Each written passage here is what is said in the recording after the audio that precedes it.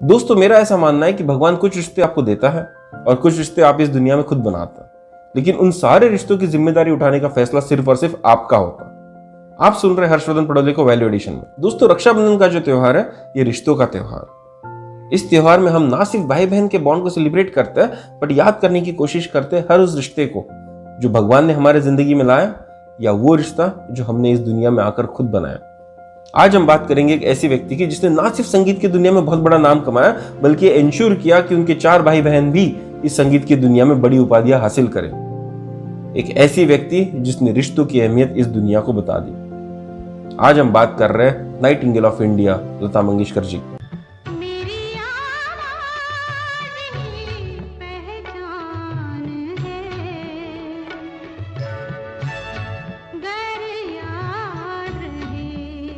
दोस्तों, आज हम लता मंगेशकर जी को जानते हैं वॉइस ऑफ मिलेनियम के नाम से, मेलोडी क्वीन ऑफ इंडिया के नाम से, लेकिन उनका ये जो सफर था संगीत की दुनिया में, ये मुश्किलों से भरा हुआ सफर था। दोस्तों, लता मंगेशकर जी की जिंदगी एक मिसाल है कि जिंदगी में रिश्ते कैसे निभाए जाए। वो रिश्ते जो भगवान ने खून के रिश्ते बनाकर भेजे हैं, वो रिश्ते जो आपने इस दुनिया में आकर मोहब्बत से बनाए। दोस्तों, लता मंगेशकर जी की ये कहानी मैं आपके सामने इसलिए लाया हूं ताकि आपको पता चल सके कि जिंदगी के डिफरेंट मोड पे बहुत डिफरेंट तकलीफें हमारे सामने आएंगी, लेकिन इन सब तकलीफों में कुछ लोग हमको आकर मदद करते हैं, हमारी रक्षा करता है। और रक्षाबंधन का ये पर्व हमने उनके लिए भी सेलिब्रेट करना चाहिए।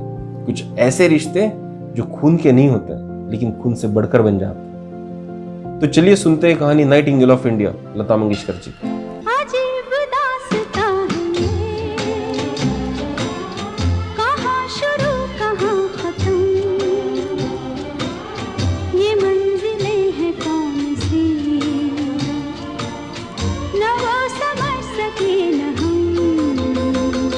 लता जी का जन्म हुआ था सन 1929 में और उनके पिताजी का नाम था दीनानाथ मंगेशकर। दीनानाथ जी एक बहुत बड़े सिंगर थे और एक प्ले राइटर भी थे, और उनकी खुद की एक प्ले कंपनी भी हुआ करती थी। लता जी का ओरिजिनल नाम था हेमा, लेकिन दीनानाथ जी का एक प्ले था जिसमें एक कैरेक्टर था लतिका, और यही से इंस्पायर हुआ हेमा जी का नाम, जो बदलकर सामने बन गया लता मंगेशकर।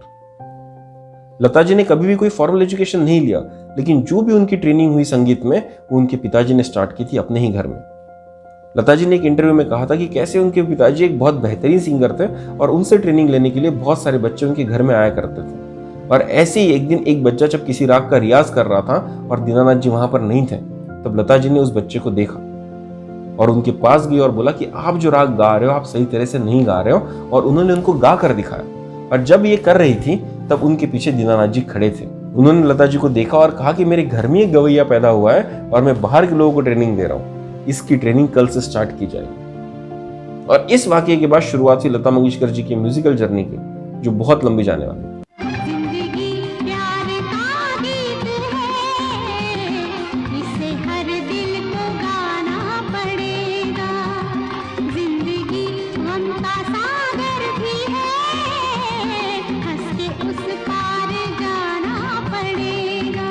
लता जी अपने भाई बहनों में सबसे बड़ी थी और उनकी 3 बहनें और 1 भाई हुआ करते थे। उनकी बहनें मीना, उषा, आशा आज खुद बड़ी सिंगर्स हैं, और उनके भाई हृदयनाथ मंगेशकर जी एक बहुत बड़े म्यूजिक डायरेक्टर हैं। आप सबको लग रहा होगा कि म्यूजिकल घराने में पैदा हुई ये लड़की, इसके लिए तो सब कुछ इतना आसान सा रहा होगा, इसने बहुत जल्दी अपना नाम हासिल कर लिया होगा, लेकिन ऐसा नहीं है। जब जिंदगी में सब कुछ सही चल रहा होता है, तब जिंदगी कुछ ऐसी दिक्कत आपके सामने ले आती है जिससे निकलना शायद बहुत मुश्किल हो सकता है, और लता जी की जिंदगी में भी ऐसा वाकया आया। लता जी जब मात्र 13 साल की थी, तब उनके पिताजी का देहांत हो गया और परिवार की पूरी जिम्मेदारी उनके नन्हे कंधों पर आ पड़ी। 13 साल की नन्ही उम्र एक बहुत कच्ची उम्र होती है। यहाँ पर बच्चों को समझ में भी नहीं आता है कि जिंदगी होती क्या है, और ऐसी कच्ची उम्र में लता जी ने अपने परिवार की जिम्मेदारी उठाई और इतने बखूबी तरह से निभाई, जिसकी आज मिसाल दी जाती है।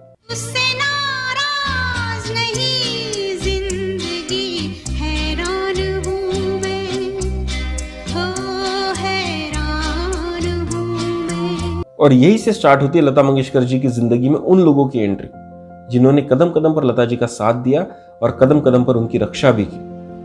लता जी रक्षाबंधन का त्योहार सिर्फ अपने भाई बहनों के लिए नहीं मनाती थी, वो इन सारे रिश्तों के लिए मनाती थी जिन्होंने कदम कदम पर उनका साथ दिया। जो पहले व्यक्ति उनके जिंदगी में आए, उनका नाम था मास्टर विनायक कर्नाटकी। मास्टर विनायक कर्नाटकी उनके पिताजी के साथ काम किया करते थे और उनकी खुद की एक ड्रामा कंपनी भी हुआ करती थी। जब उनके पिताजी का देहांत हो गया, तो मास्टर विनायक ने आकर लता जी को कहा कि आओ तुम मेरे साथ काम करो, मैं तुम्हें काम दूंगा। संगीत की दुनिया में पहला ऑफिशियल कदम लता जी ने मास्टर विनायक के साथ रखा। और मैं आपको बताना चाहूंगा कि मास्टर विनायक ने मरते दम तक लता जी की मदद की और ये मदद उनके लिए बहुत कारीगर साबित हुई। 13 साल की उम्र में लता जी ने अपनी जिंदगी का पहला गाना रिकॉर्ड किया एक मराठी फिल्म के लिए जिसका नाम था किती साल। लेकिन किस्मत को ये शुरुआत मंजूर नहीं थी, तो ना वो पिक्चर बनी और ना वो गाना कभी रिलीज हुआ।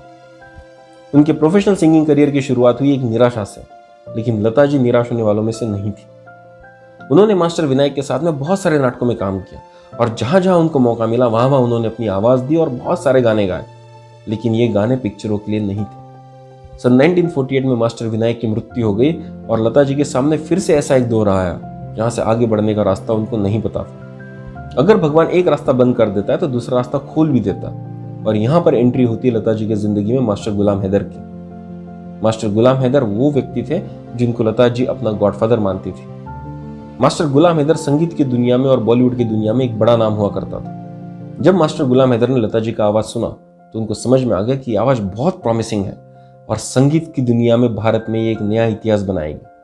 आज फिर जीने की तमन्ना है, आज फिर मरने का इरादा है। और मास्टर हैदर ने इस आवाज को प्रेजेंट किया उस जमाने के एक बहुत बड़े प्रोड्यूसर एस मुखर्जी के सामने, लेकिन मुखर्जी साहब ने इस आवाज को रिजेक्ट कर दिया ये कहकर कि ये आवाज बहुत पतली है, ये आवाज हीरोइंस को सूट नहीं कर पाएगी। लेकिन जब आपको किसी चीज में विश्वास होता है, जब आप किसी चीज में बहुत फर्मली बिलीव करते हो, तो आप उसको साबित करने के लिए कुछ भी कर सकते हो, और इसका एक बेहतरीन उदाहरण गुलाम हैदर जी ने दिया। मुखर्जी साहब का ये बयान सुनने के बाद में गुलाम हैदर जी ने कहा था कि देखना एक समय आएगा जब प्रोड्यूसर्स की लाइन लग जाएगी इस आवाज को अपने पिक्चर का पार्ट बनाने के लिए। और शायद उनके ये शब्द एक ऐसी भविष्यवाणी थी जो संगीत को इंडिया में रीडिफाइन कर देने वाली। होठों में ऐसी बात में दबा के चली आई, खुल जाए वही बात तो दुहाई है दुहाई। गुलाम हैदर जी ने लता जी को बहुत मौके दिए और उनको हेल्प की बॉलीवुड में अपनी स्टैंडिंग बनाने के लिए। ये सब जब लता जी की जिंदगी में हो रहा था, लता जी मात्र 19 साल की थी और 19 साल की उस उम्र में लता जी ने अपने परिवार की पूरी जिम्मेदारी अपने कंधों पर उठा ली थी। लता जी बताती है कि जब वो रिकॉर्डिंग के लिए जाती थी तो दिन दिन भर भूखी रहती थी, लेकिन पैसे बचाती थी। जब वो ट्रेन पकड़कर घर जाती थी तो स्टेशन से लेकर घर तक का डिस्टेंस बहुत लंबा हुआ करता था, लेकिन वो टांगा नहीं लेती थी, वहां पर भी वो पैसे बचाती थी ताकि उन बचे हुए पैसे से सब्जी खरीद सके अपने परिवार के लिए। 19 साल की उम्र में अपने परिवार के लिए जो उनका कमिटमेंट था वो वंदनीय है। जो जर्नी 1942 में स्टार्ट हुई थी वो जर्नी 2013 में एंड हुई जब लता जी ने ऑफिशियली डिक्लेयर किया कि अब इसके बाद वो गाने नहीं गाएंगे। 8 दशकों तक उनकी आवाज संगीत की दुनिया पर राज करती रही और कुछ इस तरह से राज करती रही कि लोग बदलते रहे, इंडस्ट्री बदलती रही, लेकिन आवाज वही की वही रही।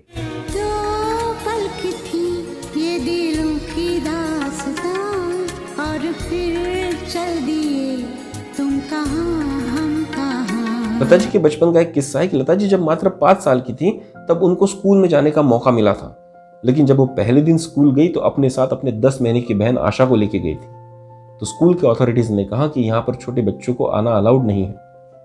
लता जी को ये बात इतनी बुरी लगी कि उन्होंने अपने बहन को उठाया और वहां से जो निकली तो फिर कभी स्कूल वापस नहीं गई। इस वाक्य से हमको पता चलता है कि अपने भाई बहनों से वो कितना प्यार करती थी।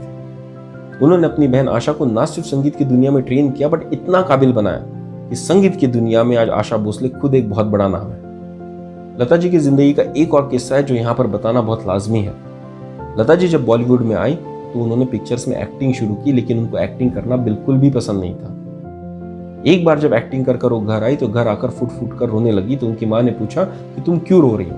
तो लता जी ने कहा कि मुझे पिक्चरों में एक्टिंग करना बिल्कुल भी पसंद नहीं, क्योंकि ये जो बनावटी रूप मुझे वहां पर देते हैं, ये जो मेकअप मुझे करवाते हैं, ये मुझे बिल्कुल पसंद नहीं, मैं सिर्फ और सिर्फ गाना चाहती हूँ। उनकी माँ ने पूछा कि फिर तुम एक्टिंग कर क्यों रही हो। तो लता जी ने कहा था कि मेरे पास कोई और ऑप्शन नहीं, अगर मुझे मेरा घर चलाना, अगर मुझे मेरे परिवार की देखभाल करनी है तो मुझे एक्टिंग करनी होगी, मुझे पैसे कमाने होंगे। अपनी मर्जी ना रहते हुए भी लता जी ने मूवीज में एक्टिंग की और अपने परिवार का पालन पोषण किया, अपने परिवार की रक्षा की। दोस्तों, उनका जो अपने परिवार के साथ बॉन्डिंग था वो बहुत डिफरेंट था। उनकी एक बहन थी जिनका नाम था मीना मंगेशकर। लता जी जब भी रिकॉर्डिंग के लिए जाया करती थी तो मीना जी को साथ में ले जाया करती थी, और जब रिकॉर्डिंग कंप्लीट हो जाती थी तो मीना जी से फीडबैक लेती थी। अगर मीना जी ने फीडबैक दिया कि गाना बहुत बेहतरीन है तभी वो गाने को गो हेड देती थी, वरना फिर से रिकॉर्डिंग हुआ करती थी। अपनी बहन पर इतना भरोसा उन्होंने बहुत कम उम्र में डालना शुरू किया था। ये वाकया हमको बताता है कि उनको अपने बहन पर इतना विश्वास था कि म्यूजिक डायरेक्टर भले ही कह दे कि गाना बेहतरीन हुआ है, लेकिन अगर उनके बहन ने कह दिया कि गाना सही नहीं हुआ है तो गाना रिजेक्ट कर देती थी, फिर से रिकॉर्ड करती थी। दोस्तों, लता जी ने संगीत की दुनिया में जो काम किया उसके लिए भारत सरकार ने उनको बहुत सारे अवार्ड से नवाजा। उनको पद्म भूषण दिया गया, पद्म विभूषण दिया गया, यहाँ तक कि भारत का जो हाईएस्ट सिविलियन अवार्ड है भारत रत्न, इससे भी उनको नवाजा गया। जब उनको भारत रत्न मिला तब एक किस्सा उनके भाई हृदयनाथ मंगेशकर शेयर करता। हृदयनाथ जी कहते हैं कि लता दीदी को जब भारत रत्न मिला तब उनके घर में कुछ भी सेलिब्रेशन नहीं हुआ, लेकिन जिस दिन हृदयनाथ जी को पद्मश्री मिला उस दिन उनके घर में त्योहार की तरह फेस्टिविटी सेलिब्रेट की गई, क्योंकि लता जी चाहती थी कि उनके भाई को भी जिंदगी में कुछ अवार्ड मिले, वो भी म्यूजिक की दुनिया में एक बड़ा नाम हासिल करे। अपनी खुशियों को ताक पर रखकर, अपनी खुशियों को नजरअंदाज कर अपने लोगों की खुशियों में शामिल होना, इसी को कहते हैं रक्षाबंधन का असली मतलब। अपनी भाई बहनों की देखभाल करने के लिए, अपने भाई बहनों का पालन पोषण करने के लिए लता दीदी ने शादी तक नहीं की और ये इंश्योर किया कि उनके भाई बहन इतने काबिल बने कि संगीत की दुनिया में अपना खुद का एक इंडिपेंडेंट नाम हासिल कर सके। और ये सब करते हुए लता जी ने अपने संस्कारों के साथ बिल्कुल भी कॉम्प्रोमाइज नहीं किया और ना ही अपने परिवार को कभी संस्कारों के साथ कॉम्प्रोमाइज करने दिया। लता जी एक ऐसी सिंगर हुआ करती थी जो कोई भी गाना गाने से पहले उस गाने की लिरिक्स देखा करती थी और अगर उसमें कुछ भी ऑब्जेक्शनेबल मटेरियल है तो उस गाने को आउटराइट रिजेक्ट कर दिया करती थी। वो नहीं चाहती थी कि उनकी जो सुरीली आवाज है वो कुछ ऐसे शब्दों के लिए इस्तेमाल किए जाए जो जनता के लिए सुनना शायद सही नहीं होगा। वो अपनी आवाज की इंपॉर्टेंस को समझती थी और चाहती थी कि उनकी आवाज एक ऐसी मिसाल बने जो आने वाली जनरेशंस को ये बता सके कि अपनी संस्कृति को प्रोटेक्ट करते हुए भी आगे बढ़ा जा सकता है, एक बहुत बड़ा मुकाम हासिल किया जा सकता है। तो दोस्तों, कहते हैं ना कि जब आपका कद बढ़ने लगे तो आप सिर्फ अपने असली भाई बहनों के बड़े भाई या बड़े बहन बनकर नहीं रह सकते, आपको अपने दिल का और आपके परिवार का दायरा बढ़ाना होता है। और लता जी ने इस चीज का बहुत बेहतरीन एग्जांपल बॉलीवुड में दिया। जब वो बड़ी सिंगर बन गई तो उन्होंने सिंगर कम्युनिटी के लिए एक ऐसा स्टेप उठाया जो बहुत रिवॉल्यूशनरी माना जाता। लता मंगेशकर जी बॉलीवुड में ऐसी पहली सिंगर थी जिन्होंने अपने गानों पर रॉयल्टी क्लेम की, और जब उन्होंने रॉयल्टी क्लेम की तो प्रोड्यूसर ने इस बात का बहुत विरोध किया। राज कपूर जी ने तो ये भी कह दिया था कि मैं यहाँ पर बिजनेस करने के लिए आया हूँ, कोई चैरिटी करने के लिए नहीं। लेकिन लता मंगेशकर जी ने भी उसका कड़ा जवाब दिया और कहा कि मैं भी यहाँ पर बिजनेस करने के लिए आई हूँ, मैं किसी गार्डन में घूमने के लिए नहीं आई हूँ। जब आपका कद बड़ा हो जाता है तो आपको आपकी कम्युनिटी के लिए फाइट करना चाहिए, उसको प्रोटेक्ट करना चाहिए, उसके राइट्स को एनहांस करना चाहिए, और लता जी ने एग्जैक्टली यही किया। उन्होंने सिंगर्स के राइट के लिए एक ऐसा अभियान चलाया जो एक बेंचमार्क बन जाने वाला था आने वाले समय के लिए। उन्होंने अपने गानों पर रॉयल्टी क्लेम की, उन्होंने अपनी रॉयल्टी हासिल भी की। आज बहुत सारे सिंगर अपने गानों पर रॉयल्टी क्लेम करते हैं क्योंकि लता दीदी ने उस समय पर एक स्टेप लिया था जिससे पूरे सिंगर कम्युनिटी का प्रोटेक्शन हुआ, पूरे सिंगर कम्युनिटी का रक्षण हुआ। तो जब आप बड़े हो जाते हो तो आपकी जिम्मेदारियां बड़ी हो जाती हैं और आपसे बड़े बड़े काम एक्सपेक्ट किए जाते हैं और आपने वो करने भी चाहिए। ये एग्जाम्पल लता दीदी ने सेट कर दिया। लता दीदी ने बॉलीवुड के इतिहास में एक और ऐसा एग्जाम्पल सेट किया जो आने वाले समय में बहुत सारे कलाकार, बहुत सारे सिंगर्स, बहुत सारे एक्टर्स एमुलेट करने वाले थे। लता दीदी ने अपनी जिंदगी में बहुत सारे फिल्म फेयर अवार्ड जीते, लेकिन एक समय आया जब लता दीदी ने कहा कि अब इसके बाद मैं कोई भी अवार्ड नहीं स्वीकारूंगी। और उनसे जब कारण पूछा गया तो उन्होंने बताया कि अगर मैं ही अवार्ड जीतते रहूंगी तो आने वाली जनरेशंस का क्या होगा, नए सिंगर्स को कब चांस मिलेगा। अवार्ड ठुकराने के लिए, इतना बड़ा मान ठुकराने के लिए बहुत बड़ा दिल लगता है जो सिर्फ एक बड़ी बहन ही कर सकती है। और शायद ये जो sense of responsibility Lata ji ने अपनी सिंगिंग कम्युनिटी की तरफ दिखाई, बॉलीवुड की तरफ दिखाई, उसी की वजह से आज लोग प्यार से उनको दीदी के नाम से संबोधित करते हैं। लता जी ने अपने 8 दशक लंबे करियर में ना सिर्फ बहुत बड़े बड़े म्यूजिक डायरेक्टर्स के साथ काम किया बल्कि उन्होंने उनके बच्चों के साथ भी काम किया। अगर मैं आपको एग्जांपल देना चाहूँ तो उन्होंने सचिन देव बर्मन जी के साथ भी काम किया और उनके बेटे आर डी बर्मन जी के साथ भी काम किया।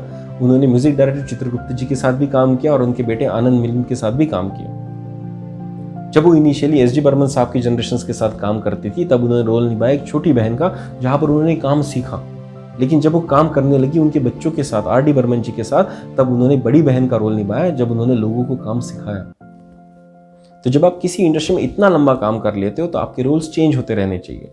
कभी अगर आप पहले शिष्य थे तो फिर आपको गुरु बनना चाहिए, और कभी अगर आप छोटी बहन थी तो फिर आपको बुजुर्ग बहन भी बनना चाहिए। दोस्तों, 1963 में जब लता जी अपने करियर के पीक पर थी तब उनके साथ एक हादसा हुआ था जहां पर उनको स्लो पॉइजन दिया गया था।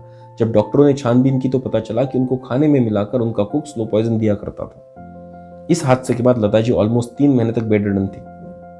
और यहाँ पर एक मजेदार किस्सा है। वो कहती है कि जब वो बेड रिडन थी तब रोज शाम को उनके घर पर 6 बजे एग्जैक्टली मजरू सुल्तानपुरी जाया करते थे और रोज रात को पहले वो खाना खुद टेस्ट करते थे और फिर लता दीदी को देते थे। और ये चीज चली पूरे 3 महीने तक, जब तक लता जी पूरी तरह से स्वस्थ नहीं हो गई।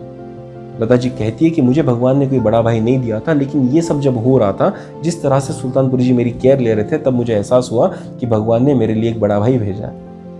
जिंदगी के डिफरेंट मोड में लता जी को डिफरेंट लोग मिले, जिनके साथ उनके डिफरेंट रिश्ते स्थापित हुए, लेकिन हर उस रिश्ते ने लता जी का प्रोटेक्शन किया, उनको रक्षण दिया। तो दोस्तों, लता मंगेशकर जी की ये कहानी मैं आपके सामने इसलिए लाया था ताकि आप सबको पता चले कि जिंदगी में कुछ रिश्ते हमको मिलते हैं और कुछ रिश्ते हम बनाते हैं, लेकिन हर वो रिश्ता जो हम बनाते हैं या हमारे साथ बनता है, वो अपने साथ एक बंधन लेकर आता है जिसकी रक्षा करना हमारी जिम्मेदारी होती है। लता जी ने अपने भाई बहनों का बहुत बेहतरीन तरह से पालन पोषण किया, अपने भाई बहनों की बहुत बेहतरीन तरह से रक्षा की, और उनके जिंदगी में जो भाई उनको मिले, उनके जिंदगी में जो दोस्त उनको मिले, उन्होंने उनके साथ बंधन बहुत बढ़िया तरह से बनाया और बहुत बढ़िया तरह से उनकी भी हेल्प की।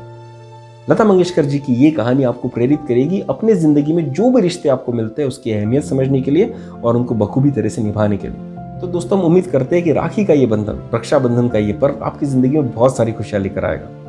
हम उम्मीद करते हैं कि आपको क्वालिटी टाइम मिलेगा अपने दोस्तों के साथ, अपने भाई बहनों के साथ, अपने परिवारजनों के साथ, हर उस रिश्ते के साथ जो आपकी जिंदगी में अहमियत रखता है। तो दोस्तों, एंजॉय कीजिए राखी का ये फेस्टिवल। हम कल फिर मिलेंगे एक नई कहानी के साथ। तब तक के लिए सब्सक्राइब कीजिए हमारा चैनल वैल्यू एडिशन। धन्यवाद।